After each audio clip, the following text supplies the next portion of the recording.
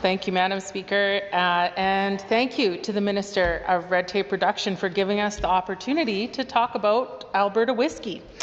I'm happy to support bolstering and distinguishing Alberta whiskey and growing this part of our economy. I think there's really great potential here, and so I am truly supportive of the bill, and I'm thankful to the Minister for bringing it forward. Overall, in my consultations with craft distillers, I know that they view this bill as a positive move, and I also understand that the Minister has consulted with craft distillers on the contents of the bill, and I'm always appreciative of public consultation. I am very lucky to have 3 amazing distilleries in my riding of Banff-Kananaskis: the Bragg Creek Distillers, Wildlife Distillery in Canmore, and Park Distillery in Banff. All of them make great whiskey. You're here to all 3. You're here to all 3. And they all have potential for growth to distribute and share their product more. And to be honest with you, I want to see all of their products on all of the shelves and all of the liquor stores and bars across Alberta and across Canada, because it is worth sharing. Bragg Creek Distillers has a booth at every single market in Bragg Creek. They make an amazing maple whiskey that enhances my market shopping experience. Wildlife Distillers also makes a great whiskey, but they also make a crabapple gin, which is really interesting because they used crab apples from fruit trees in Canmore, and it was part of a program that they did one year to reduce human-bear conflict with bears eating fruit trees. They collected people's crab apples and made a gin out of it. So it was a really great local community building event where they're thinking more broadly than the distillery. And Park Distillery makes an incredible vodka as pure and crisp and clean as the mountain streams of Banff National Park. Everybody in the world should be able to appreciate these products. But I guess what I'm trying to say there is that for these distilleries, it's about a lot more than whiskey. These are small business owners in rural communities creating community, providing opportunities for people to spend time and to connect with each other. It's about growing local business. It's about innovation, like the crabapple gin. It's about diversifying our rural economies. But it's also, they all also make really great mocktails, right? Because not everybody wants to consume alcohol, and there's growing recognition of that. And so I really feel like our distillers are creating this inclusive array of products for people to appreciate and enjoy. And so before I really get into the debate on the bill, I just wanted to thank all of the distillers across Banff-Kananaskis because I think that they've really enhanced our overall Bow Valley tourism experience. As a riding reliant on tourism as the foundation of our local and regional economy, I do truly understand that tourism is this really great opportunity, but it has to come with intentionality to be effective.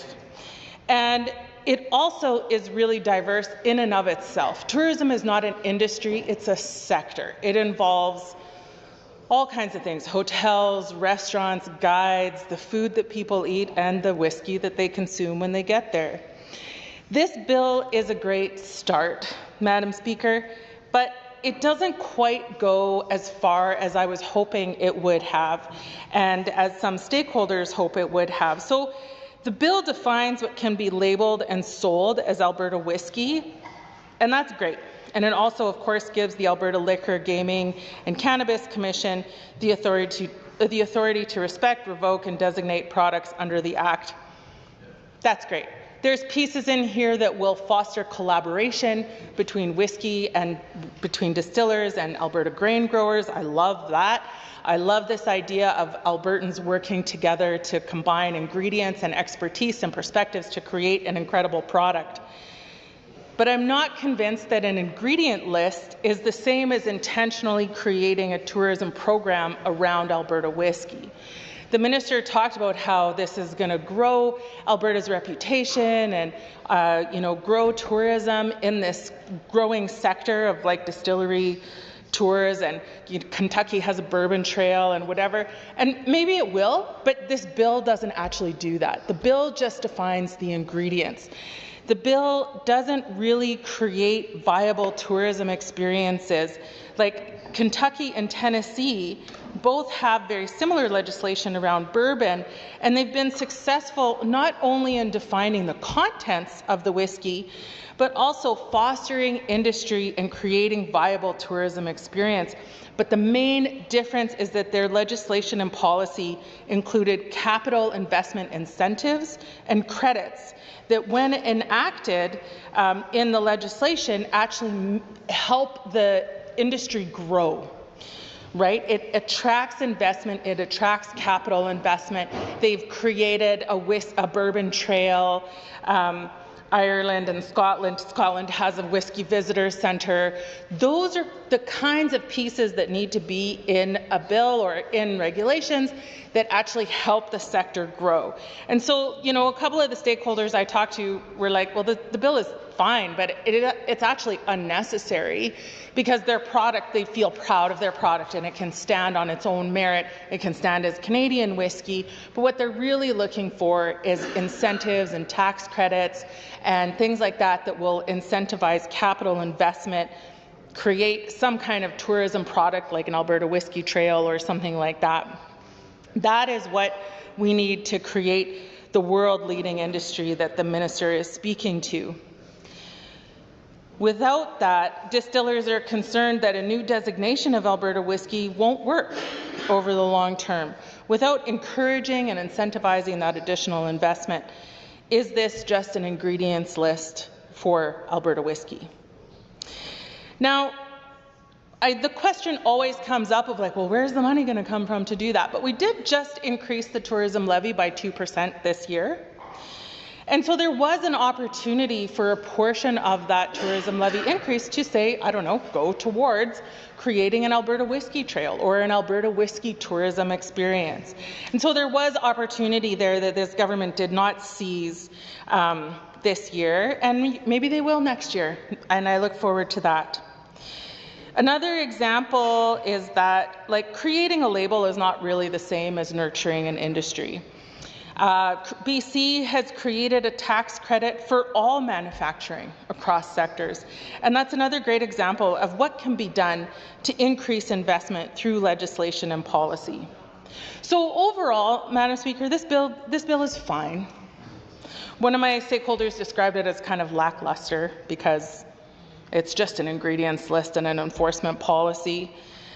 Some other stakeholders I chatted to said it was kind of unnecessary, but it's fine. It's not bad, but it doesn't actually do the things that the minister is talking about in his remarks about growing tourism and appreciating Alberta whiskey on some kind of international stage. It lacks meaningful substance because it doesn't include a robust economic strategy or economic drivers for truly incubating an industry.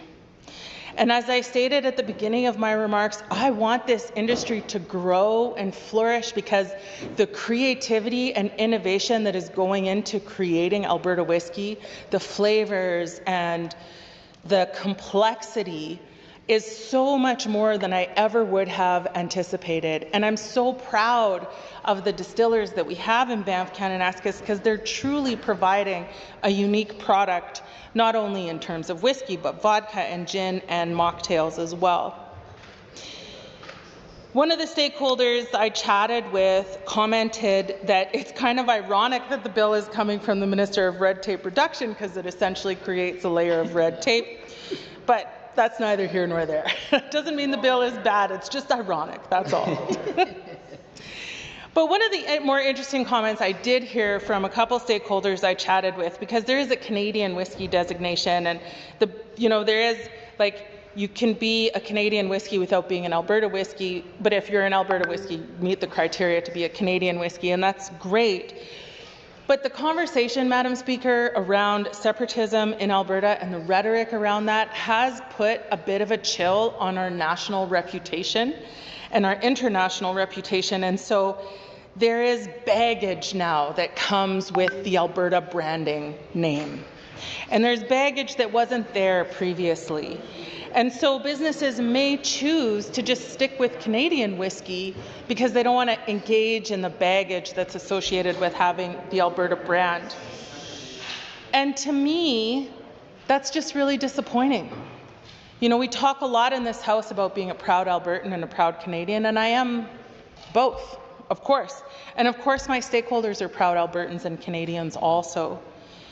But we need to recognize that this conversation around separatism is having far-reaching implications for many of our industries, Madam Speaker. And it saddens me to think that somebody might choose to avoid the Alberta brand because separatism has damaged our national reputation and comes with a lot of baggage. The Alberta brand can be seen as being more uncertain instead of a mark of quality. And we want Alberta whiskey to be the more certain, trusted, and unifying brand. But right now, Canadian whiskey is more certain, trusted, and unifying. In conversations with some tourism providers, I know that tourism investment in Alberta, some people have pulled out of investing their significant tourism projects in the province because of separatism and because of the uncertainty that that creates. We know that the conversation around separatism has put a chill on investment, and it was interesting for me to hear that that chill on investment extends to some of our craft distillers as well.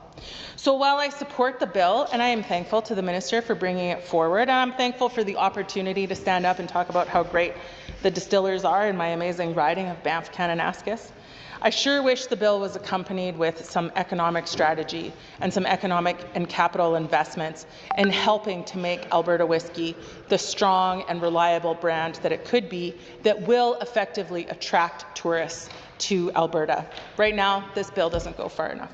Thank you very much.